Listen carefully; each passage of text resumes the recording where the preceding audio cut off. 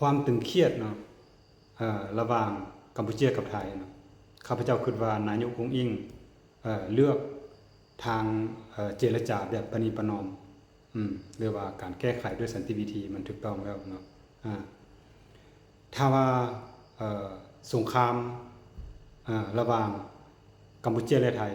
จุดสนวนขึ้นเนาะมันจะให้ความตึงเครียดในแหลมอินโดจีนนี่เพิ่มทวีขึ้นทันทีเนาะถ้าว่าสงครามยืดเยื้อเนาะเฮ็ดให้กรณีที่ว่าเฮ็ดให้กัมพูชาเนาะอยู่ในท่าที่เสียเปรียบเนาะในทางภูมิรัฐศาสตร์แล้วเนาะจะเฮ็ดให้รัฐกันซนเนาะระหว่างเวียดนามก็จะมีความกังวลเนาะอาจจะเฮ็ดให้เวียดนามนี่ดึงกัมพูชาดึงเวียดนามเข้าไปเนาะในสงครามอัตโนมัติเนาะเมื่อเวียดนามเข้าไปในฐานะที่ลาวก็เป็นพันธมิตรเนาะหรือว่าเป็นไอ้น้องกับเวียดก็จะเข้าร่วมสงครามโดยอัตโนมัติเนาะเมื่อสงครามยืดเยื้อเนาะ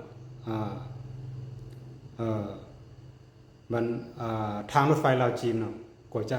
ถูกสงสัยว่ามีการขนอาวุธเนาะก็จะถูกโจมตีจากฝ่ายตรงกันข้ามเมื่อพื้นฐานโครงร่างของรถไฟถูกโจมตีหรือว่ากัมพูชาเนาะมีข้อเสียเปรียบเนาะจีนก็จะคิดว่าดุลอำนาจเนาะ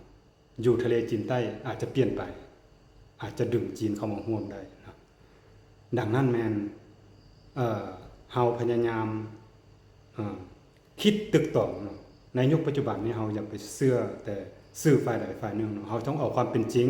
ความอยู่เย็นเป็นสุขเนาะของภูมิภาคของเฮานี่ให้มันดีเนาะแล้วเฮามาเบิ่งนำกันเนาะในยุคปัจจุบันทางอดีตก็เช่นกันเฮาต่อสู้กับศัตรูที่บ่มีตัวตนเฮาไปบอกว่าต่อสู้กับพวกค้ายาเสพติดเนาะพวก call center มีตัวตนบ่แต่ว่าพวกเฮาได้ศึกษาแล้วบ่พวกเฮามีหน่วยราชการลับที่ดีที่เก่งบ่ไปศึกษาเบื้องหลังของพวกนี้แม่นไผเนาะกลับไปในอดีตเนาะในสมัยราชวงศ์ชิง Dynasty เนาะก็เช่นกันก็ต่อสู้กับสงครามกับยาเสพติดเนาะกับพวกบ่มีตัวตนนี่แหละเนาะแต่เบื้องหลังนั่นไผกับมหาอำนาจอยู่เบื้องหลังแม่นตัวแม้แต่สงครามเวียดนามก็เช่นกันเนาะพวกนี้จะเอาวิธีการ2อย่างเลย1แม่นเขาเจ้าใส่ยุทธศาสตร์การโจมตีโดยโกงเนาะอันที่2มาเขาใส่พวกค้ายาเสพติดเนาะพวกนี้ก็คือพวกสายลับไปนำกันเนาะ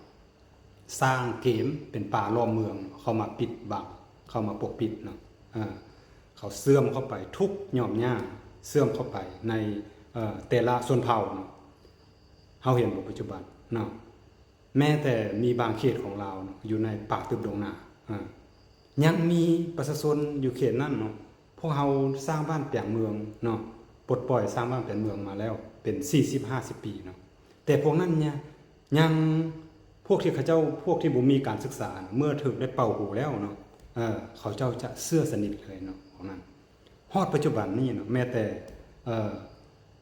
ทหารพวกเขาไปพบเขาก็แล่นหนีเนาะเขาคิดว่าอยู่ภายนอกยังมีสงครามอยู่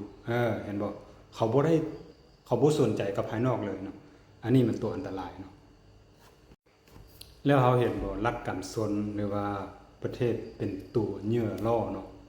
ระหว่างมหาอำนาจเนาะเมื่อสงครามสิ้นสุดลงเนาะบรรดาประเทศเหล่านั้นมันจะมุ่นเลยเนาะในฐานะในสถานะสงครามเขาก็ต้องได้ติดหนี้เอาอาวุธนำเขาเนาะเอาเงินทุนนำเขามาเฮ็ดสงครามเนาะหลังจากที่จบสงครามแล้วการสร้างบ้านแปลงเมืองเนาะทุกอย่างก็ต้องได้ยืมเงินนำเขาเนาะเขาเจ้าจะได้ผลประโยชน์เนาะทางขึ้นกับทางล่องเนาะแม่นบ่หลังจากแล้วสงครามเขาก็พากันมานั่ง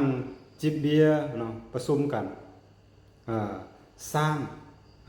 ระเบียบโลกใหม่เห็นเนาะอีกอย่างเนาะถ้าว่าสงครามเกิดขึ้นเนาะในเขต3 แยกเนาะในเขต3 แยกตัวรุ่มนี่มันเป็นจังใดก็ย่าเนาะลาวถ้าเทียบกับประเทศไอ้น้องเฮามี ประสากลน้อยเนาะแล้วก็มีภูมิสันฐานที่มีภูผาป่าไม้หลายนะอาจจะถูกเลือกเป็นทางผ่านตัวนี้มันแม่นหยังมันก็เป็นสมรภูมิแล้วบ่เนาะก็คือกับสงครามระหว่างเวียดนามเหนือและเวียดนามใต้ผ่านมาก็เช่นกันเนาะอันเดียวกัน